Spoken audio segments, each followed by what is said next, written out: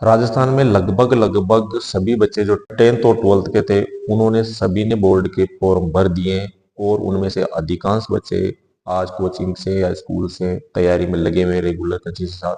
लेकिन इनमें से कुछ ही चंद बच्चे ही 90% प्लस नंबर लाने वाले। ऐसा क्यों होता है, इसी वीडियो में शेयर करने वाला हूँ, बने रहिए एंड तक। Hello everyone, I am Neeraj by profession teacher. उन्होंने ऐसा क्या किया, सेशन स्टार्ट हुआ उससे पहले माइंडसेट बना लिया। माइंडसेट बनाने के बाद उन्होंने उस गोल को अचीव करने के लिए एक प्लान बनाया और प्लान बनाने के बाद तुरंत उस पर एक्शन लिया और एक्शन भी इस तरह से लिया कि वो रेगुलर कंसिस्टेंसी के साथ, कंटिन्यूटी के साथ वो उस प्लान को फॉलो करते जा रहे हैं और इसीलिए उनका रिजल्ट अब 90% अब वो आने वाला है। अब आपके मन में भी कहीं ना कहीं ये सवाल तो आया ही होगा कि अब क्या करें। तो अब कुछ नहीं करना। अब जैसे जैसे अगर मान लो ज्यादा सोचोगे, अब जैसे जैसे फियर बढ़ेगा, जैसे जैसे एग्जाम पास आएगा तो फियर को बढ़ना ही है। तो जैसे जैसे डर बढ़ता जाएगा वैसे वैसे ही एक हार्मोन सीक्रेट होता है एपिनेफ्रिन। अब वो हार्मोन एक प्रतिक्रिया को ट्रिगर करने का काम करता है, जो है या तो लड़ो या भागो। अब चॉइस आपकी है, आप लड़ना चाहते हो या भागना चाहते हो। लड़ना चाहते हो तो इसी वीडियो में आज आपके लिए 60 दिन का, क्योंकि एग्जाम बोर्ड के एग्जाम में 60 दिन बचे हुए हैं, यानी कि 2 महीने का प्लान मैं शेयर कर रहा हूँ। उसको आप रेगुलर कंसिस्टेंसी के साथ एग्जाम तक रेगुलर फॉलो कीजिए, निश्चित रूप से आपकी ग्रोथ होने वाली है। सबसे पहले, कल तक आपने जो भी किया, कल तक आपने जो भी लापरवाही की, उस उन सभी चीजों को आपको फॉर्मेट मार देना है, यानी कि उनको भूल जाना है।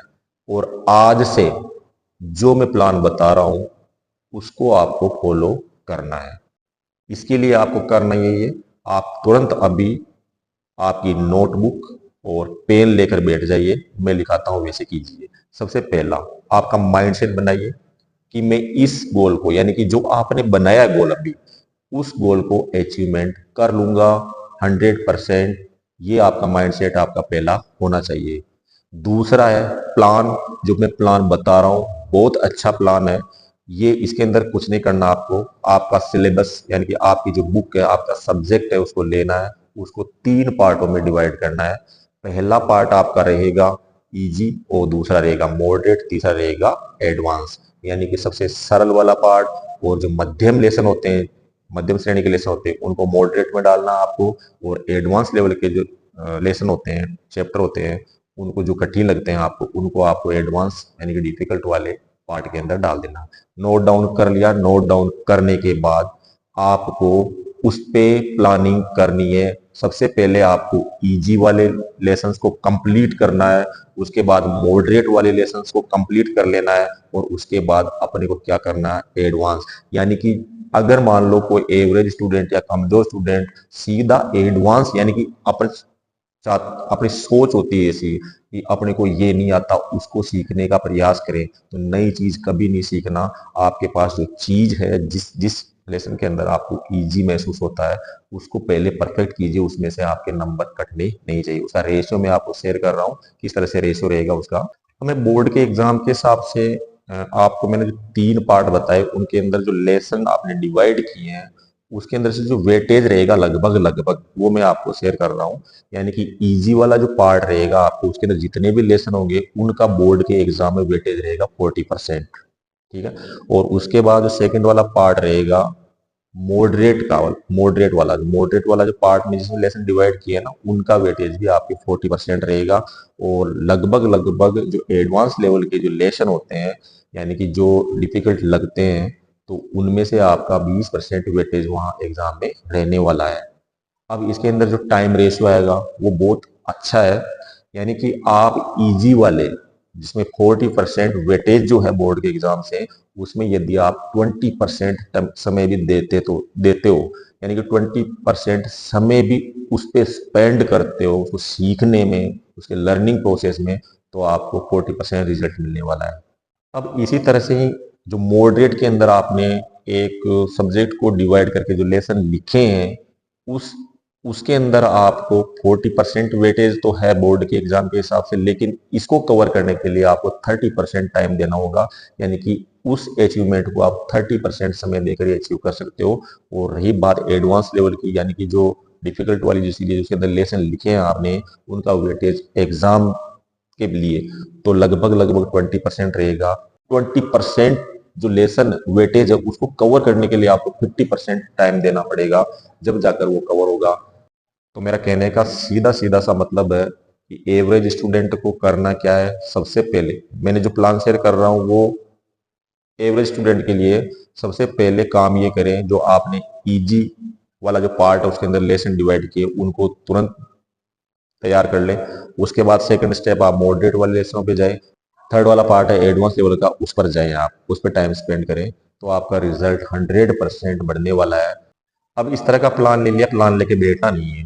प्लान लेके ऐसे नहीं आज निकाल दिया कल निकाल दिया 2 दिन निकाल दिए, ऐसे नहीं। जिस दिन से प्लान बनाओगे उस दिन से आपको उस पे एक्शन ले लेना। एक्शन ले लिया, एक्शन का मतलब होता है स्टार्ट कर दिया, अब उसको रेगुलर रखना, यानी कंसिस्टेंसी के साथ आपको पढ़ते जाना है उस प्लान के आधार पर।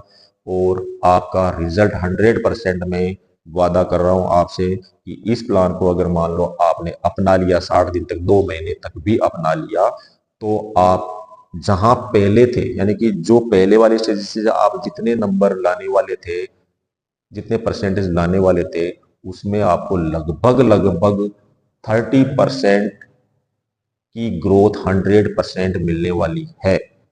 मैं और कह रहा हूं आपको, जो आज तक जो आपको परसेंटेज मिलने वाले थे पहले वाली स्टेज से, तो इस प्लान को अगर अप्लाई किया आपने तो 100% 30% की ग्रोथ 100% होने वाली है। अब मैं थोड़ी सी जो 10th क्लास के बच्चे हैं उनके लिए मैं थोड़ा सा इंग्लिश के बारे में डिटेल्स बता रहा हूँ आपको, ध्यान से सुन लीजिए 10th क्लास वाले बच्चे।